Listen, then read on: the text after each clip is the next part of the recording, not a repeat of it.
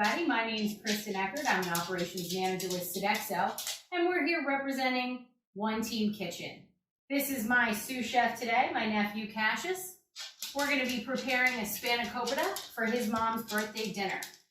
We picked Spanakopita because it's sort of a family specialty in our house. We spent some time in Greece when I was a kid, and we learned how to make it, and it's one of our favorites. It's actually a really easy dish to put together as long as you have the right ingredients and know how to use them.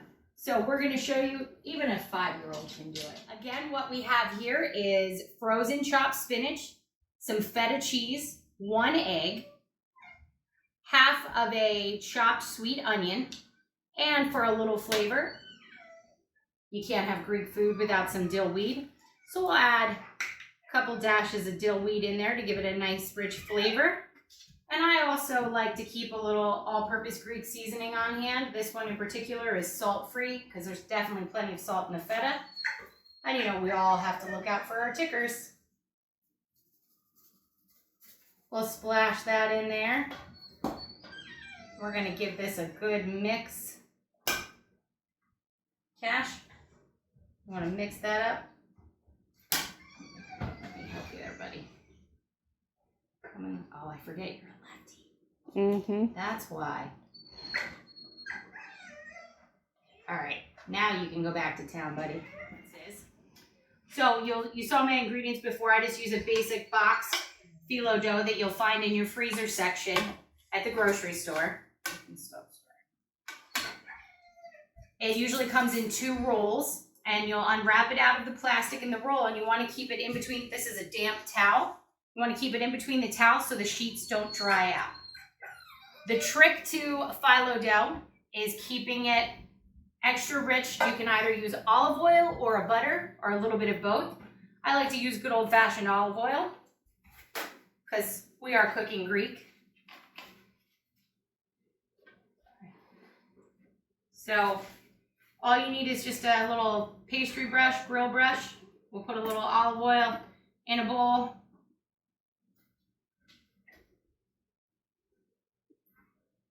Keep that on hand. We might need a little more as we go.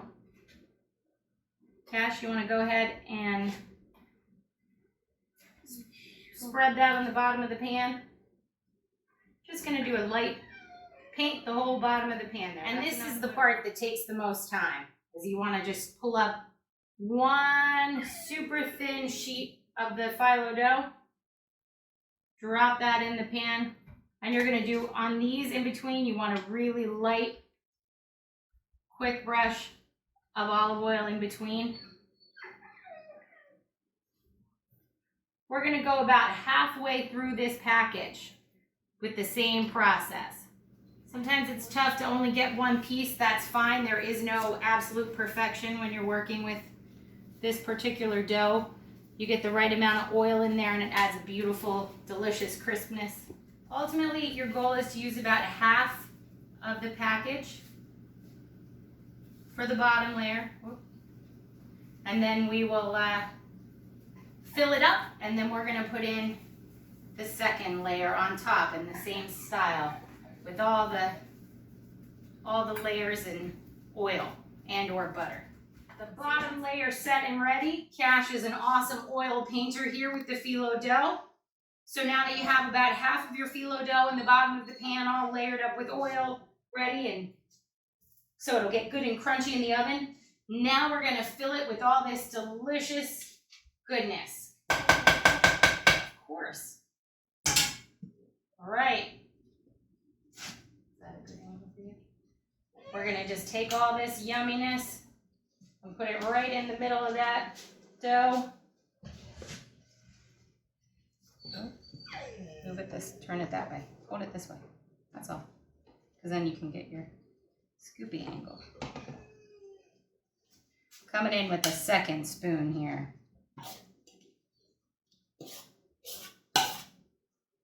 This one at this side. Awesome. Want to make sure we get all that goodness in there. The best part for me is the feta cheese.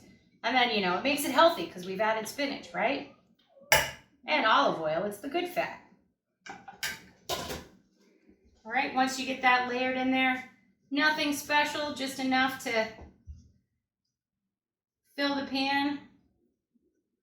This is about 1 package of spinach and 2 8-ounce containers of the pre-crumbled feta. So that definitely makes a hearty pan. If you use half of that amount, you could do it in a smaller pan and make it a single, enough for like 1 meal. In this particular case, I like to take it and put the leftovers in the freezer, and then we would reheat it in the oven or the air fryer, or it's actually really delicious cold. You can also prepare this a day ahead of time, and you can do all this work and we'll finish the top layer and then it goes right in the oven. So now we're just gonna back to the layering of the paper thin sheets of dough. Put this one on. Cash, you wanna paint? Again, you want to just make sure that dough, especially when you're filling, has a little bit of a damp cloth on it, because otherwise it gets really dry and crispy and it does get very paper-like. Cash here has been waiting all day to eat this. It's going to go in the oven for about 30 to 40 minutes until it gets nice, sort of golden brown and crispy on top. You definitely want to let it sit for, I'd say, about 5 to 10 minutes before you cut into it, so you can really let it get settled in. It's like a good lasagna. You want to let it set a little bit so it gets some nice cuts. You don't have to do this in the large pan or in a bulk pan. You can also use the phyllo dough and layer it and make little individual triangles. I find it's much easier to do it like this, and it's one of our favorites, so we always like to eat the leftovers. I like to just make sure the corners get a nice oil in them, and then I'll take this butter knife that Cash has been so patiently holding for me, and I like to just kind of tuck things in around the edges just to kind of make it tighten up nicely in the oven.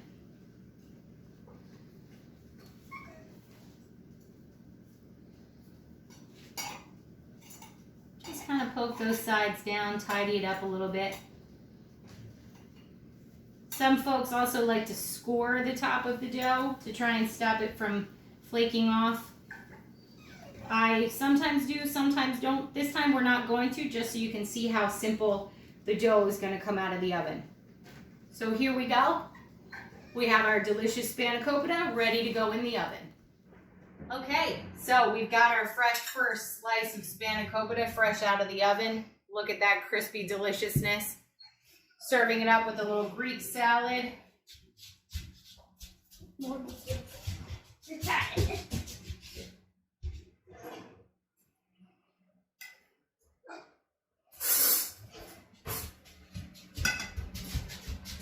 What can I say? Bon appetit. We're on to the final test now. Is the spinach pie Cash approved?